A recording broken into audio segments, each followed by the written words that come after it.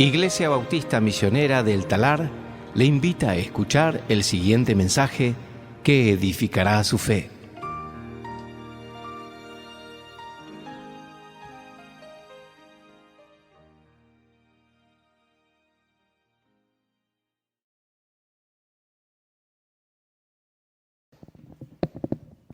Buenos días, ¿cómo están? Alejo un poquito el micrófono.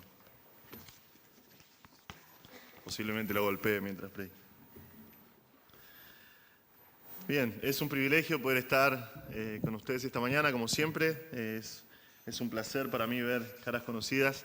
Y posiblemente por un rato largo sea la última vez que venga a predicar.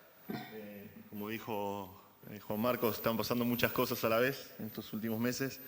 Y a partir de, si Dios quiere, a partir del 1 de diciembre voy a ocupar el puesto de pastor principal de la iglesia en Don Torcuato, entonces se va a complicar un poquito para venir a predicar, pero ya encontraremos la vuelta para venir a visitar. Quiero que abran conmigo esta mañana sus Biblias en el Salmo 47, interesante cómo el Señor acomoda todas las cosas mientras íbamos cantando canciones acerca de la soberanía de Dios.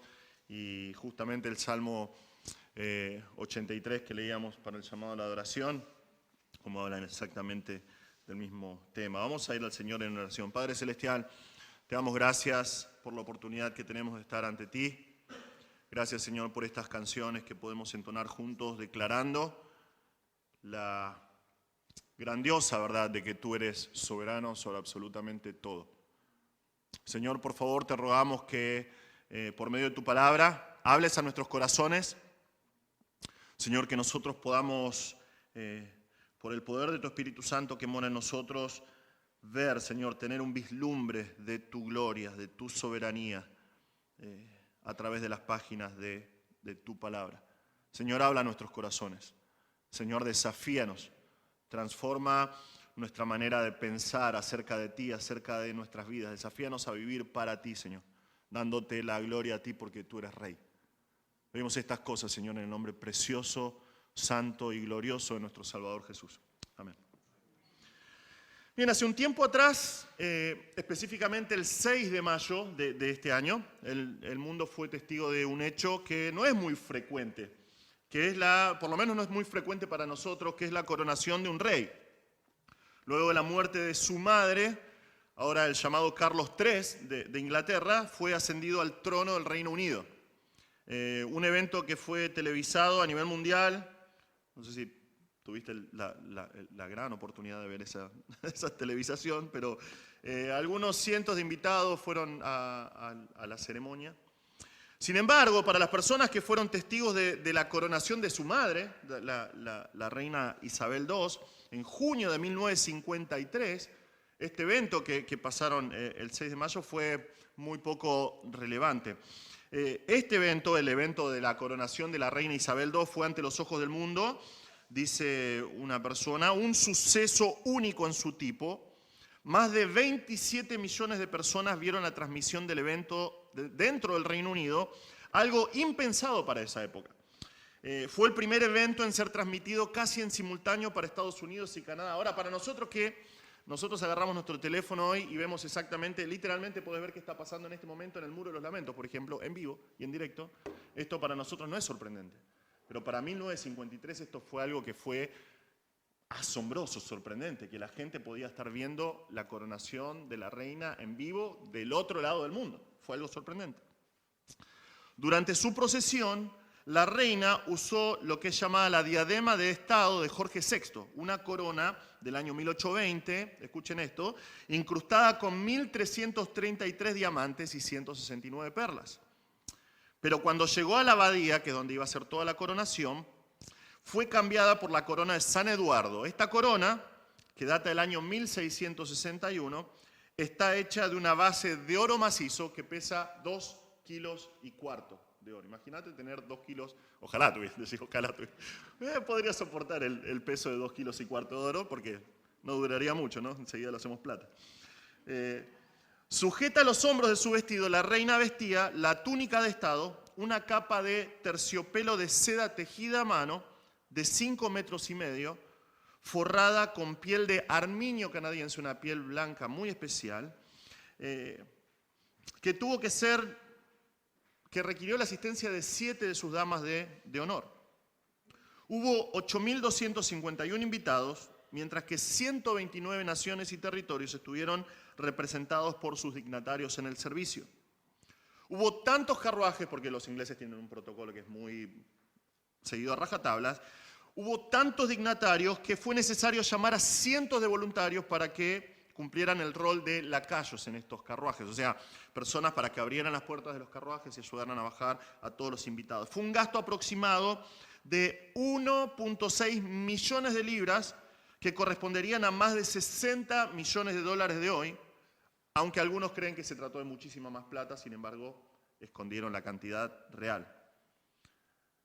Entonces, wow.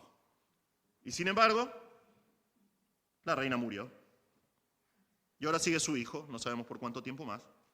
Y el mundo cambió mucho. El mundo sigue igual. Y eso es lo que nos muestra la historia.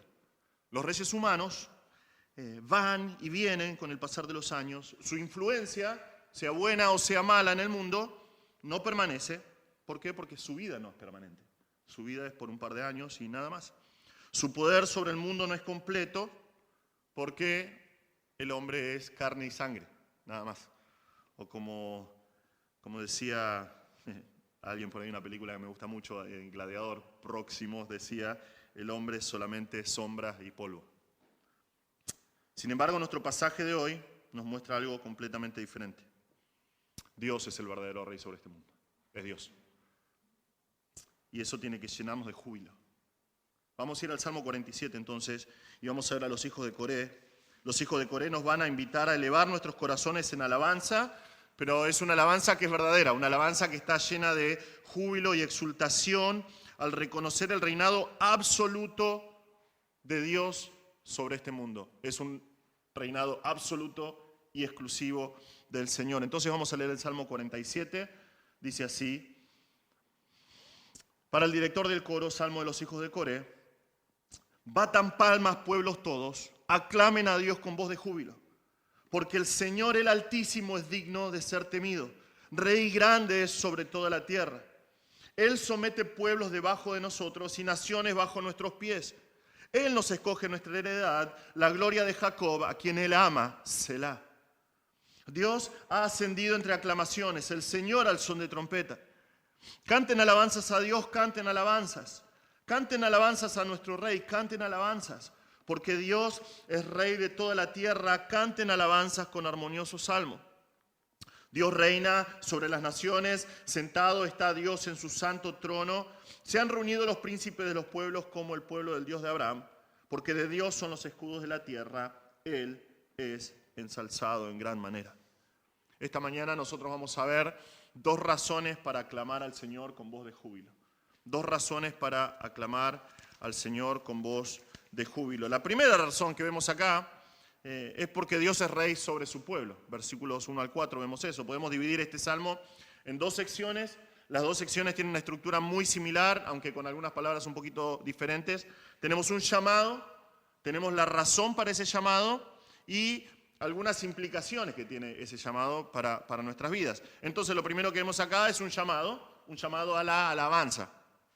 El texto en hebreo está al revés, está invertida la primera frase. Los hijos de Coré nos dicen que esto es para los pueblos todos. Esto es para todos los pueblos y esto es una palabra bastante amplia, puede significar gente, tribu, pueblo, naciones, pero posiblemente por el contexto acá está llamando primero a los hijos de Israel, está llamando al pueblo de Dios. Y se le da un mandato acá al pueblo de Dios, se le dice, batan palmas, o sea, ¿qué tenemos que hacer? Tenemos que aplaudir. El pueblo de Dios acá, el pueblo de Dios Israel, tiene que aplaudir. Y aclamen. Aclamen. Esto significa gritar. Significa gritar. Puede ser gritar de gozo, puede significar gritar por una victoria o por entrar en combate. Es como cuando, por ejemplo, ves a una persona que hace un tiempo que no la ves, ¿no? Alguien que querés mucho. ¿Qué haces cuando lo ves? ¿Qué haces? ¿No? Y es como una victoria cuando gana tu equipo de fútbol, ¿no? Decís, ¡ah! No voy a decir más nada de eso. por los dolores del momento que estamos viviendo. Pero es así. Entonces, acá se nos dice que este tipo de grito está dirigido específicamente a Dios. Dice, batan palmas, aclamen a Dios con voz de júbilo. Esto es un grito que está lleno de alegría, que está dirigido a Dios. Pensando en la persona de Dios, está diciendo, griten a Dios, batan palmas, manifiesten ese tipo de exultación al Señor. Ahora, es súper interesante, ¿no? Como el mundo tiene los valores al revés, ¿no? Porque en general, la idea de este tipo de actitud no está dirigida a Dios, ¿no? Está bien, por ejemplo, para celebrar una victoria de fútbol, ¿no? En el Mundial, por ejemplo, cuando metió un gol a Argentina, era como, ¡guau! Todos gritaban, ¿no? Y festejaban y estaban exultantes, pero está mal ante Dios, ¿no? Ahí en la iglesia, no, en la iglesia tenemos que sentarnos y tiene que reinar la solemnidad, ¿no? Y nosotros tenemos que mantenernos quietos. Sin embargo, los salmos nos exhortan, los salmos nos enseñan. Las verdaderas manifestaciones de gozo, las que brotan del corazón, teniendo un entendimiento que ha sido moldeado por la palabra de Dios, pertenecen al pueblo de Dios. Obviamente siempre reinando el orden, porque Dios es un Dios de orden, pero este tipo de exaltaciones y alegría provienen solamente y son exclusivas del pueblo de Dios. ¿Por qué? Porque la razón es el Señor. Entonces, pero lo más importante es la razón por el llamado, que es lo que vemos a continuación en versículo 2. ¿Por qué los pueblos tienen que obedecer estos mandatos? ¿Por qué tienen que batir palmas, tienen que exclamar, expresar este tipo de actitud? Es por quién es aquel a quien están dirigidas estas alabanzas. Fíjense, versículo 2, lean conmigo, dice, porque el Señor, el Altísimo, es digno de ser temido. Rey grande sobre toda la tierra. Y cuando leemos acá, si tenés la NBLA, el Señor con mayúsculas, es porque usa el nombre con el que Dios se dio a conocer a Moisés en Éxodo 3:14, a Yahweh, a Jehová. Este Señor, dice, es altísimo. En este tiempo, cada pueblo, y si lees, yo estoy haciendo una maestría y ahora estoy haciendo el panorama del Antiguo Testamento, y si lees el Antiguo Testamento, de la parte de los libros históricos de Génesis a Esther, ves tras vez que dice, Dios es el Dios altísimo. Él es el Señor, Dios es el Señor, es Dios, no hay otro. En este tiempo, y vos si podés leer todo el Antiguo Testamento, cada pueblo tenía sus dioses, ¿no? Y cada uno de sus dioses estaba limitado a un territorio, ¿no? Los dioses que gobernaban según ellos, ¿no? Gobernaban sobre las aguas, o sobre las cosechas, o sobre las montañas, dioses que eran dioses de algún elemento, ¿no? Dios del agua, Dios del aire, Dios del fuego, lo que fuera, pero nuestro Dios está encima de todos ellos. Porque es un Dios altísimo, es el Dios altísimo, es el único y verdadero Dios. Y porque es el verdadero Dios, es real. Y porque es real, es digno de ser temido. Temido, no temido de manera supersticiosa, ¿no? Como es algo que detesto, ¿no? Que pasan por alguna garita, ¿no? y se hacen algún tipo de señal, ¿no? Por superstición. Es un Dios que tiene que ser temido porque es verdadero. Es digno de nuestro temor porque es un Dios grande. Su sola presencia tiene que causar en nosotros asombro y estupor. El pensar en su persona inspira reverencia en el corazón del ser humano, temor piadoso, maravilla en nuestros corazones. El venir ante su presencia no es un juego, no es algo que hacemos por rutina una vez por semana, por un par de horas el domingo. No, Él es Dios, Él es Dios, Él es digno de nuestras vidas.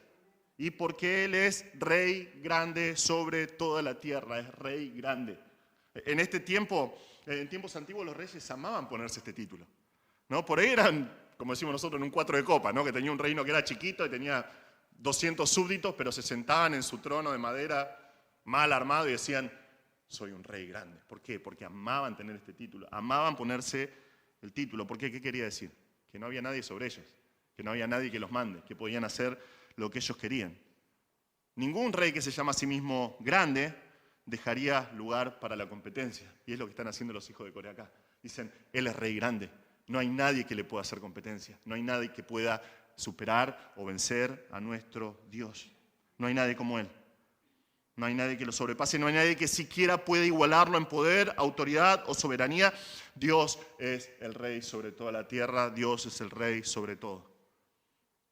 Y ese reinado de Dios se ve de manera especial en la historia, con el pueblo de Israel. Vos podés ver un hilo de pensamiento desde Génesis a Apocalipsis, como Dios llamó a Abraham, como Dios hizo de él una gran nación, una nación con la cual interactuó de manera milagrosa a través de los siglos. Dios hizo esto, Dios lo hizo de acuerdo a su voluntad. Ahora, Dios prometió en su palabra que en la medida que Israel amara a Dios, en la manera que Israel viviera en su voluntad, obedeciendo a sus palabras, reconociendo que Dios es el Rey, Dios iba a bendecirlos. Por ejemplo, un pasaje, uno de tantos, el Antiguo Testamento está lleno de pasajes así, pero en Josué 1:4, dice, desde el desierto y este Líbano hasta el gran río el Éufrates, toda la tierra de los hititas hasta el mar grande que está hacia la puesta del sol, será territorio de ustedes. Nadie te podrá hacer frente en todos los días de tu vida, así como estuve con Moisés, estaré contigo, le dice Dios a Josué. No te dejaré ni te abandonaré, sé fuerte y valiente porque tú darás a este pueblo posesión de la tierra que juré a sus padres que le daría.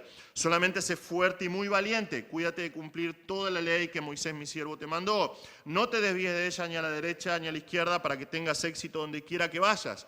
Este libro de la ley no se apartará de tu boca, sino que meditarás en él día y noche para que cuides de hacer de todo lo que en él está escrito, porque entonces harás prosperar tu camino y tendrás éxito. No te lo he ordenado yo, sé fuerte y valiente, no temas ni te acobardes, porque el Señor tu Dios estará contigo donde quiera que vayas. Dios lo prometió así y vemos eso acá. Vemos un reconocimiento de parte del pueblo de las bendiciones de Dios. Pero ¿por qué Dios puede dar estas bendiciones? Porque Él es rey. Entonces, como Él es rey, puede decirle al pueblo, síganme, búsquenme y yo los voy a bendecir. Y vemos entonces acá cuáles son las bendiciones del rey que da a su pueblo que lo obedece, su pueblo que lo alaba, su pueblo que lo adora. ¿Cómo sabemos que Dios es rey sobre su pueblo? Bueno, porque es Dios quien les otorga la victoria, es lo que vemos acá. Él somete pueblos debajo de nosotros y naciones bajo nuestros pies, dicen. Fíjense el reconocimiento claro que hacen acá los hijos de Coré. Es la mano del Señor que les da la victoria siempre. Ahora, si te pones a pensar, para Israel era imposible. Estadísticamente, sería imposible lo que hicieron. Entrar en la tierra de Canaán, enfrentarse a través de la historia con grandes enemigos, la única respuesta es el Señor. La única respuesta para ellos es el Señor. En 2 de Crónicas 32, cuando Senaquerib, rey de Asiria, recuerdan la historia, Senaquerib viene, invade Judá, los tiene sitiados, insulta al Señor, le dicen, por favor, habla en lengua aramea para que no te escuchen los demás, y hablan ellos y dicen, los representantes del rey de Asiria dicen, hablan en lengua de Judá y le dicen, ustedes están muertos, su Dios no es nada, porque nosotros rompimos a los dioses de todas las naciones y con el Dios de Israel va a ser exactamente igual. Ezequías hizo eso. Ezequías recordó esta verdad, fue delante del Señor y le dijo a sus siervos, le dice, sean fuertes y valientes, no teman ni se acobarden a causa del rey de Asiria, ni a causa de la multitud que está con él, porque él que está con nosotros es más poderoso que el que está con él.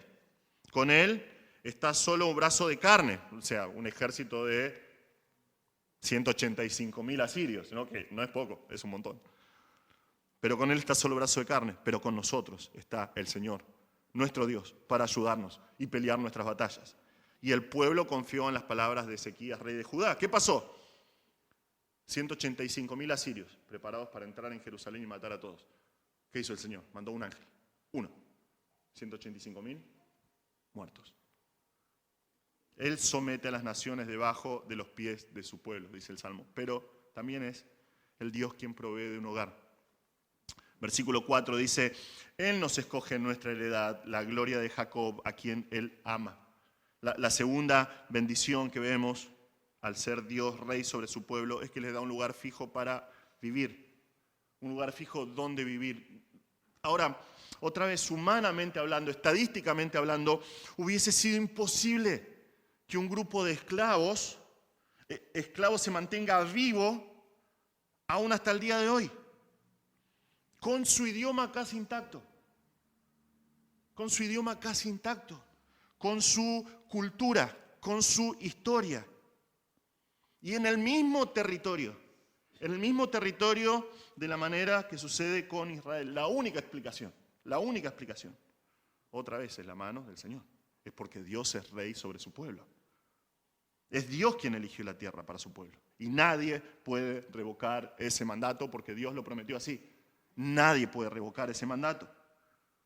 Hoy hay mucha polémica, muchas discusiones diplomáticas, aún la amenaza casi de una tercera guerra mundial. Si lees el mapa geopolítico hoy, básicamente se está moviendo todo casi para una tercera guerra mundial por lo que está pasando en Israel. No importa lo que pase. No importa lo que piensen los hombres, no importa lo que piensen los gobiernos, no importa el designio de las Naciones Unidas. Esa tierra es de Israel porque Dios así lo prometió. Lo siento. Esa tierra es de Israel, va a ser de Israel y eventualmente va a terminar con Cristo reinando sobre Jerusalén, sobre todas las naciones. Dios eligió la tierra para su pueblo. La tierra santa, que acá es llamada la gloria o el orgullo de Jacob, es la heredad de Israel porque Dios ama a su pueblo, que lo reconoce como rey. Vean cómo el Salmo nos muestra que el Señor actúa sobre su pueblo. Dice que Dios es el que somete, Dios es el que escoge, Dios es el que ama porque Dios es rey sobre su pueblo. Nos falta acá una partecita para terminar esta sección. La estrofa termina con la palabra Selah. Selah en hebreo, que nos llama a hacer una pausa. Algunos piensan que es una pausa mientras se tocaba música para meditar en estas verdades, y no vamos a poner música ahora, pero eso vamos a hacer, vamos a meditar qué dice este pasaje. ¿Qué significa para nosotros? ¿Cómo lo aplicamos nosotros? El Señor es rey sobre su pueblo. Salmo 33:12, que creo que la última vez que estuve acá prediqué Salmo 33, dice: bienaventurada la nación cuyo Dios es el Señor, el pueblo que Él ha escogido como su herencia. Esta verdad no fue cumplida de manera perfecta nunca, ni siquiera por Israel. Porque aunque en Israel hubo algunos tiempos de avivamiento en el pueblo, en general como nación completa no es que todos lo siguieron al Señor como rey. Sin embargo, vemos que en algunos vislumbres en la historia, cuando un remanente de personas disponen su corazón para servir al Señor, con todo su corazón, reconociendo su soberanía, el Señor produce un avivamiento. Vidas son transformadas, aún regiones son transformadas por causa del Señor. Puede cambiar el rumbo de una nación. Eso no pasa siempre, pero pasa, puede pasar, no es imposible. El Señor puede transformar el rumbo de una nación. Ahora, Dios no ha rechazado a Israel, Dios no rechazó a Israel, por eso todavía sigue Israel como pueblo, está ahí. Dios tiene planes en el futuro para su pueblo, pero de este lado de la cruz, nosotros somos el pueblo de Dios. Es lo que dice la palabra de Dios. Por ejemplo, Pedro nos recuerda esto 2 veces en el capítulo 2 de su primera epístola. Dice que nosotros somos pueblo adquirido para posesión de Dios. Somos pueblo de Dios. En versículo 9. Él nos dice que ustedes en otro tiempo no eran pueblo, pero ahora son el pueblo de Dios. No habían recibido misericordia, pero ahora han recibido misericordia. Él es rey sobre su pueblo y Él es rey sobre la iglesia de Cristo, que es su pueblo.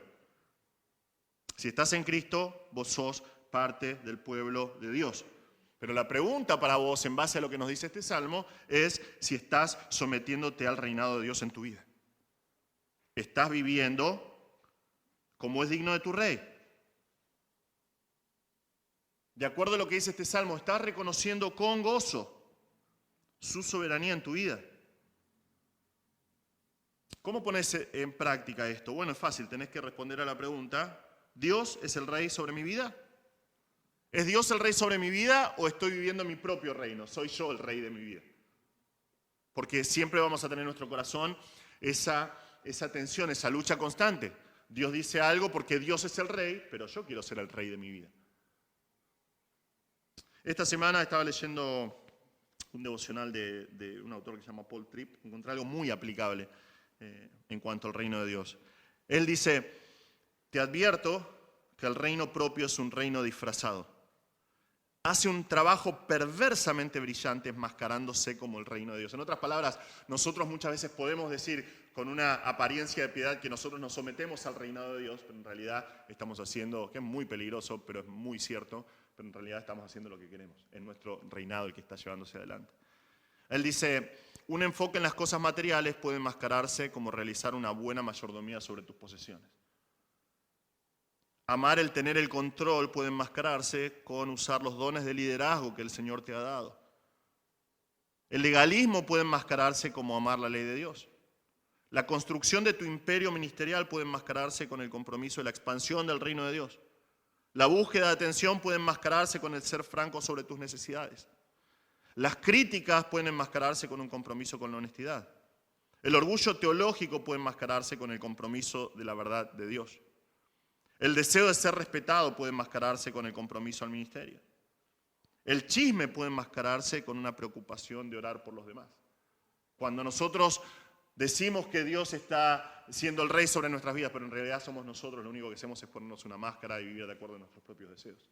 Pero el Salmo nos exhorta y nos dice que un pueblo, el pueblo de Dios, tiene que tener a Dios como su rey. Un pueblo puede dejar a Dios de lado como rey, deja de alabar al Señor como vemos acá y pierde todas las bendiciones que vemos acá. Pierde absolutamente todo. Si hay algo que te queda cuando vos terminas de leer, por ejemplo, Primera y Segunda de Reyes, es el sabor amargo de decir, tenían absolutamente todo. Tenían la posibilidad de ser bendecidos en gran manera por Dios y rechazaron vez tras vez tras vez al Señor. Dios envió profetas que les decían, vuelvan a mis caminos, vuelvan a mi palabra, y ellos vez tras vez tras vez rechazaron los caminos de Dios. En Primera de Reyes 9, Dios le dice a Salomón, en cuanto a Israel, pero si en verdad ustedes o sus hijos se apartan de mí y no guardan mis mandamientos. Esto es Salomón, el segundo rey, digamos, en la línea de David, cuando Dios le prometió a David que iba a establecer un reino perpetuo para él. El segundo rey, después de David. Si ustedes se apartan de mí, no guardan mis mandamientos y mis estatutos que he puesto delante de ustedes, y se van y sirven a otros dioses y los adoran, entonces cortaré a Israel de sobre la superficie de la tierra que les he dado. Y la causa que he consagrado a mi nombre la echaré de mi presencia. Israel se convertirá en refrán y escarnio de todos los pueblos. Dios ya no los va a bendecir, ya no los va a proteger, ya no van a tener la tierra. Y si vos lees esto decís, qué triste, qué triste. Hablaba con mi esposa y le decía, qué tristeza, que tenían absolutamente todo, el potencial para hacer luz a todas las naciones. Y terminaron siendo un refrán, un escarnio entre todos los pueblos, esclavizados, masacrados, viendo a sus hijos morir. Qué triste, qué triste. Pero no es diferente con nosotros. No es diferente con nosotros. Con nosotros va a pasar exactamente lo mismo si nosotros sacamos a Dios de la ecuación de nuestras vidas. Si dejamos que Él deje de ser rey sobre nuestras vidas, pasa exactamente lo mismo. Y es lo que dice la palabra de Dios. Jesús, el Rey de Reyes, nos recuerda en Juan 15. Dice, permanezcan en mí y yo en ustedes.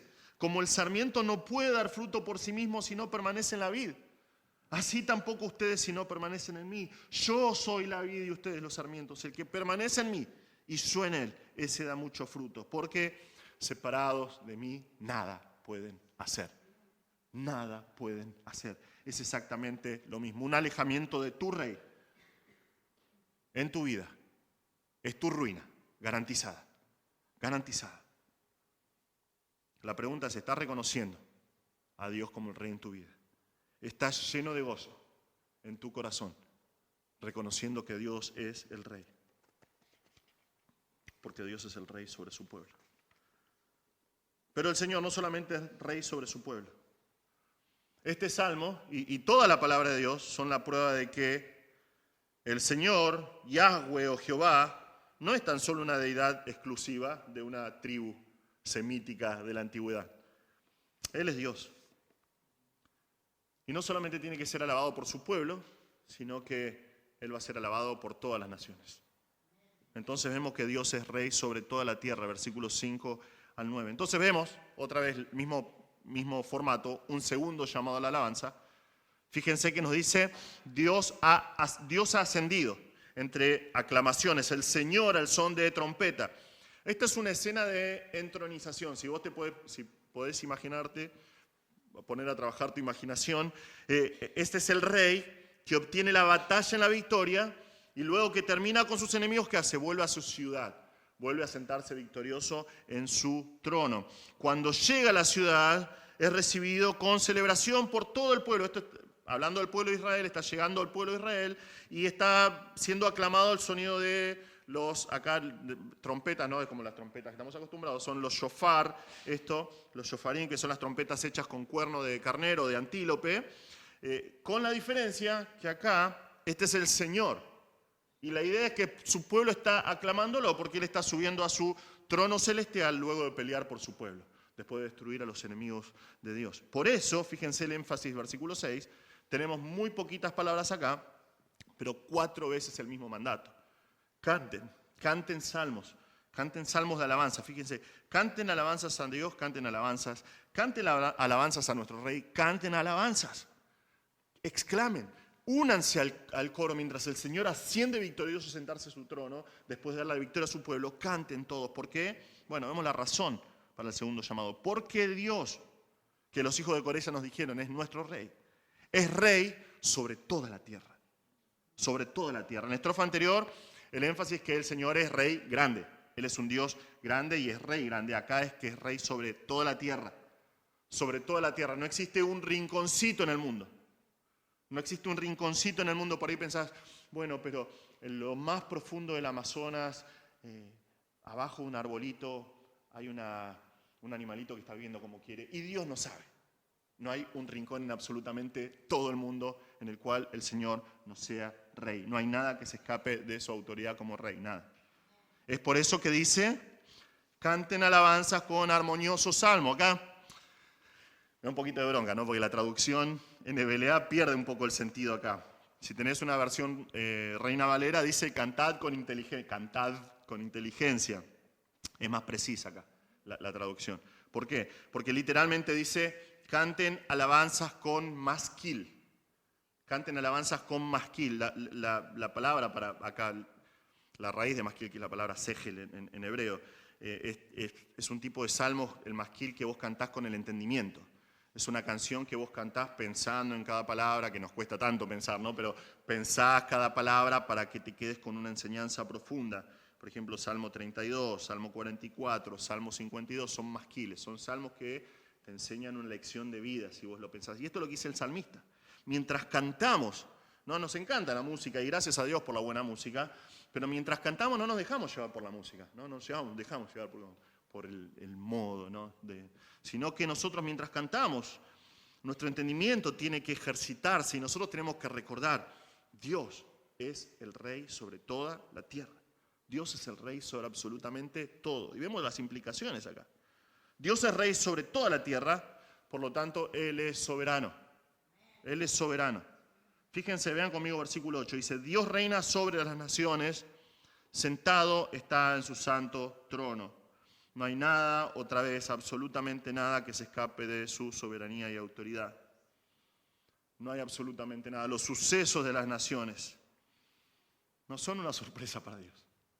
No son una sorpresa para el Señor. El Señor no prendió la televisión el 8 de septiembre del 2022 y dijo, como, se murió la reina. ¿Qué hago? ¿Qué hacemos ahora? No, Él ya sabía. Ya sabía desde antes de la fundación del mundo que ese día, aunque todos están haciendo competencias, a ver una prócer de nuestra televisión o la reina, quién moría primero y hacían las competencias, el Señor ya sabía quién iba a morir. Sabía que la reina iba a morir justamente ese día. ¿Por qué? Porque el Señor es soberano sobre todo. La historia del mundo está en sus manos. La hegemonía de los imperios está en sus manos. La prosperidad y el éxito, así como el fracaso y la ruina de cada presidente está en sus manos. Él es Rey sobre todas las naciones. Cuando Ezequías estaba en ese momento orando delante del Señor, en Isaías 37, que nos cuenta la historia desde el otro lado, nos recuerda eso. Dice, oh Señor de los ejércitos, Dios de Israel, que estás sobre los querubines, solo tú eres Dios de todos los reinos de la tierra. Tú hiciste los cielos y la tierra. Si Él hizo los cielos y la tierra, ¿cómo no va a estar encima de todas las naciones? Sería ridículo. Dios es el Dios sobre todo. Vemos nosotros en la Biblia un montón de veces, sobre todo si tenés... perdón que estoy, pero es algo que tengo clavado en mi cabeza porque es algo que estoy leyendo y leyendo y leyendo. Si lees la historia Primera de Reyes, Segunda de Reyes, Primera y Segunda de Crónicas, ves que hay un rey y hay personas que, súbditos u otros familiares, que vienen y atacan por la espalda al rey y los matan. ¿Y qué hacen? Conspiran contra el rey y toman el trono. Hace 2 semanas tuvimos la clase en nuestra facultad sobre los mártires del primer siglo y hablaba acerca de los emperadores. Un emperador no tenía un hijo que lo sucedía. El que iba después del emperador era su asesino. Y así, había veces que en 2 semanas, 3 semanas tenías 3 o 4 emperadores. ¿Por qué? Porque se iban matando unos a otros. Casi cada emperador romano terminaba su mandato envenenado o acuchillado. Eso no sucede con nuestro rey. No puede suceder con nuestro rey. No hay nadie que pueda quitarlo de su trono. Cada hecho registrado en la historia, por mínimo que sea, se encuentra dentro de su pleno conocimiento, está delante de sus ojos por su perfecta voluntad, porque así Él lo planeó de manera específica. Ningún rey humano, ninguna potestad espiritual puede tomar este trono. Nadie. El mundo piensa y dice, bueno, en realidad estamos viendo una guerra entre el bien y el mal, y las fuerzas del mal y las fuerzas del bien, o sea, Dios y Satanás están peleando y la batalla está peleada. Es una estupidez. Es una estupidez. No hay chance. No hay chance. Satanás no tiene chance siquiera de hacer mella en el trono de Dios. No puede. ¿Por qué? Porque este trono nos dice que es un trono santo.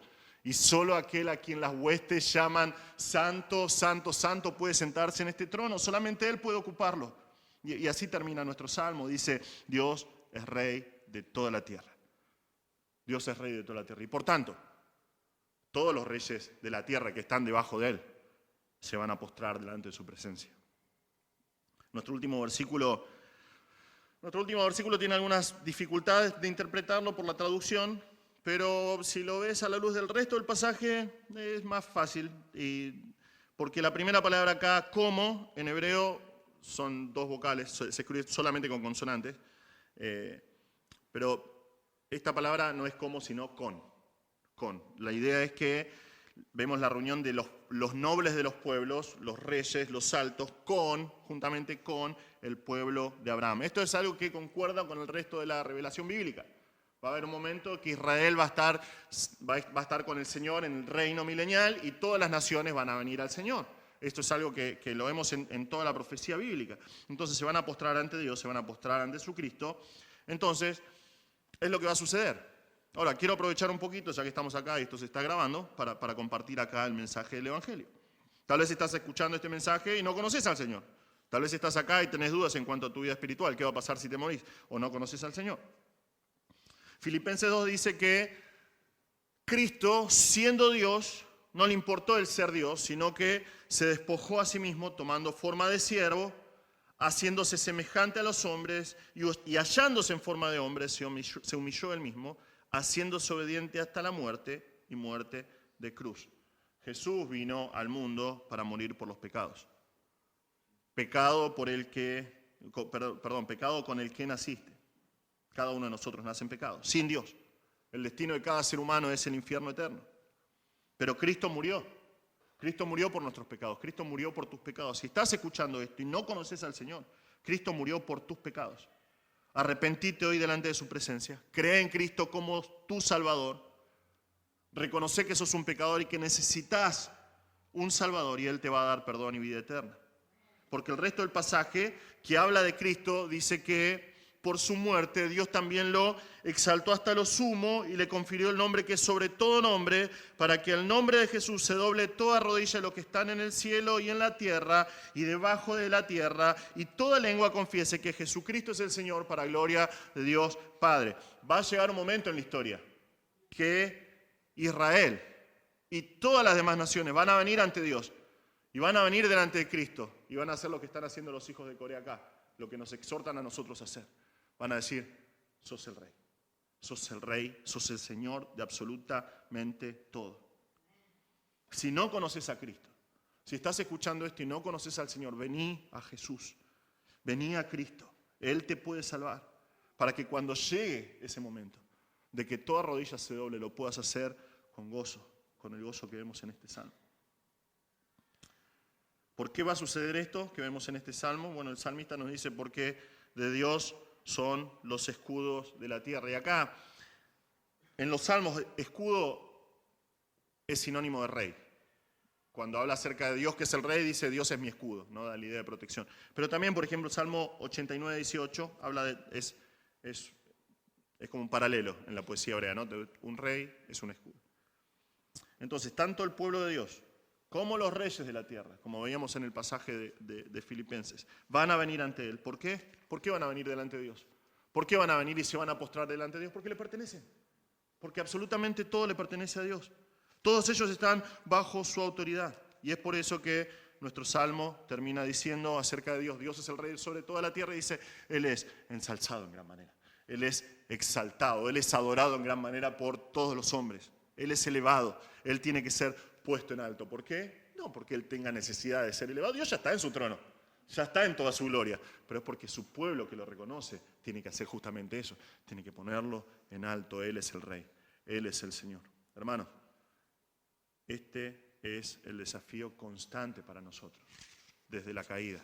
Cada día, a cada segundo, es una lucha constante en nuestra mente y en nuestro corazón sobre quién es el Rey. Si nosotros reconocemos que Dios es el Rey sobre nuestra vida, si Dios es el Rey sobre su pueblo, si Dios es el Rey sobre toda la tierra. ¿Y sabes qué? La respuesta es sí, Él es Rey. Y no importa tu desobediencia, no importa tu obstinación de ir en contra de los designios de Dios, Él sigue siendo Rey. Pero, el privilegio que tenemos nosotros de ser bendecidos por Dios, de vivir en paz delante de su presencia, sabiendo que dependemos de su buen reinado, porque Él es un Rey bueno, es un privilegio para nosotros. Y es un desafío entonces a reconocerlo en nuestras vidas y aclamar su reinado con el gozo que hacen los hijos de Coreacá. Dios es el Rey sobre toda la tierra. Eso significa que Él es el Rey. Vos no sos Rey. Tal vez tu marido te dice, hola reina, ¿no? Ahora se usa mucho eso, ¿no? Todos dicen, hola, ¿cómo estás, Rey? ¿Qué te doy de reina? No, no sos Rey. Dios es Rey. No es tu voluntad, es la voluntad de Dios. Es la voluntad de Dios que claramente está establecida en su palabra. Dios es el Rey. Y el reconocimiento de una verdad tan simple, Dios es Rey, puede transformar por completo tu vida. Puede transformar por completo tu manera de pensar. Puede transformar por completo tu familia. Porque cuando vos en tu familia le das a Dios el lugar que le corresponde como Rey, Dios transforma de ahí para abajo, Dios bendice absolutamente, terriblemente. Dios es Rey. Dios es Rey y eso significa que no hay nada que se escape de delante de su santo trono. Y eso es un llamado a nuestra santidad. Tenemos que vivir como un pueblo que le pertenece al Rey, que es santo. Tenemos que ser santos, porque nuestro Dios es santo. Tenemos que vivir en una vida de alabanza constante, como lo que vemos en este Salmo, viviendo con el entendimiento de que Él es el Rey. Eso significa que Dios es soberano. Dios es soberano y nada de lo que pasa en tu vida se le escapa de las manos, ni el más mínimo detalle. Nada. Si estás despotricando, o estás enojado, o estás molesto por algunas cosas que pasan en tu vida, o que han pasado en tu vida, Dios está en control. Dios es soberano, Él lo planificó de esa manera. Y decís, pero yo no entiendo cómo esto que me pasó en mi vida va a traer gloria a Dios. No entiendo. Bueno, ¿sabes qué? Durante la eternidad vas a entenderlo. Durante la eternidad lo vas a entender. Absolutamente cada cosa que pasa en nuestras vidas, aunque no tiene sentido para nosotros a veces, y decimos, yo no entiendo cómo Dios puede llegar a ser glorificado a través de mi dolor, o a través de mi escasez, o a través de las cosas que están pasando, no tienen sentido. Si yo fuese el Rey de mi vida, lo haría de manera diferente. Dios dice, yo lo establecí así. ¿Y nosotros qué tenemos que hacer? Tenemos que confiar, porque cuando veamos el resto de la historia desplegado a través de toda la eternidad, vamos a entender que todas las cosas, aún el más mínimo detalle que pasaba en nuestras vidas, va a redundar en una mayor gloria del Señor. Y Él va a ser exaltado, Él va a ser adorado. Y nosotros por la eternidad vamos a reconocer, Señor, tenías razón. Señor, hiciste lo correcto. Él es Rey. Algunas implicaciones para nosotros como argentinos. Si el dólar mañana da un salto y sale 5.000 pesos, ¿qué puede pasar? Él es Rey. Él es Rey. Las elecciones y quién sea el próximo presidente son decisión de Dios. Dios pone el presidente. Las naciones, los reyes de las naciones son puestos por Él. Ahora, no te digo que no te metas en la política, vos podés tener tus decisiones, sé como quieras. ¿No te gustan los candidatos? ¿No te gusta el que queda presidente? Estás en contra de Dios. Estás en contra de Dios porque Dios es el que pone y quita los reyes. Es Dios. Algo que le digo a mi congregación. No importa quién sea el próximo presidente de la Argentina. Dios reina sobre Argentina. Porque Dios reina sobre el mundo. Entonces nosotros descansamos en Él. Y otra vez, no hay ningún detalle en tu vida, en tu salud, en tu familia que se escape de Dios. Él es Rey.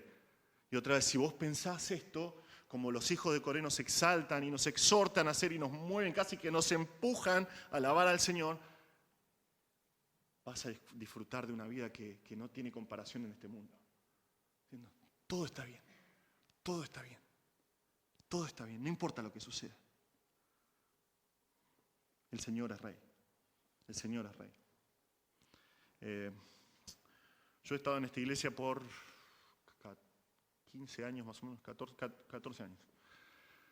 Pero antes íbamos a otra iglesia bíblica y el fundador de esa iglesia, siempre recuerdo con mucho gozo, un ministerio que están por todo el mundo, que muy parecido a nosotros, a los bautistas. Pero el pastor de esa iglesia, el fundador de esa iglesia, había pasado por un momento de prueba terrible. Se prendió un edificio completamente nuevo, se prendió fuego, quedó en cenizas. Eso trajo una división, con un montón de personas comenzaron a atacarlo. Y él lo único que cantaba era una canción en inglés que decía: todo está bien en la casa de mi padre. Todo está bien en la casa de mi padre. Una canción tan simple, tan sencilla. ¿Por qué? Porque él decía: Dios está en control. Cada detalle de tu vida, cada cosa que sucede, está planificado al detalle por un Dios que es Rey. Y finalmente, significa que un día todos los pueblos van a venir ante Él. Todos los pueblos. Todos. Eso significa vos también. Todos vamos a venir delante de Dios. Un día todos los que hoy dicen, burlándose de los cristianos, no hay Dios, vamos a hacer lo que queramos, vamos a vivir. Antes de ir al fuego eterno, van a doblar sus rodillas y van a decir: Jesucristo es el Señor. Tus vecinos que se burlan. Tus familiares que se burlan de vos porque en este momento, en vez de estar comiendo un asado con tu familia o yéndote por ahí o levantándote, recuperándote recién de una noche de pecado y lujuria, ellos un día van a estar delante de la presencia de Dios, dobladas sus rodillas, proclamando lo que vos con gozo estás proclamando hoy. Que Jesús es el Señor. Un día toda rodilla se va a doblar. Un día todos los escudos de la tierra van a venir delante de la presencia de Dios. Un día todos los pueblos van a reconocer que Dios es el Rey. Entonces, viví para el Señor. Viví para el Señor. Para que cuando llegue ese momento glorioso, ese gozo siga. El gozo que tenés hoy sea manifestado, pero de manera perfecta, sin pecado, sin la presencia de pecado en nosotros. Y puedas con gozo, junto a toda la humanidad, proclamar y decir: Señor, sos el Rey. Viví para el Señor. Vamos a orar.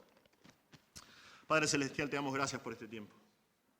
Señor, te damos gracias por tu palabra.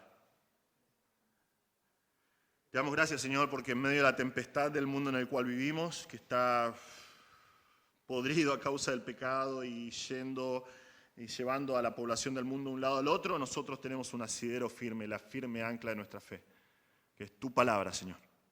Te damos gracias porque tú eres Rey. Señor, pero te pedimos que nos ayudes a vivir para ti y para tu gloria y para la expansión de tu reino, porque tú eres Rey. Ayúdanos, Señor, a descansar en tu soberanía, ayúdanos a amar tu soberanía y que cada día nuestras vidas sea una exclamación de gozo, un grito en nuestro corazón, Señor, y en nuestras voces, de que tú eres Rey. Tú eres Rey, Señor. Te damos gracias. En el nombre de Jesús, el Rey de Reyes y Señor de Señores. Amén.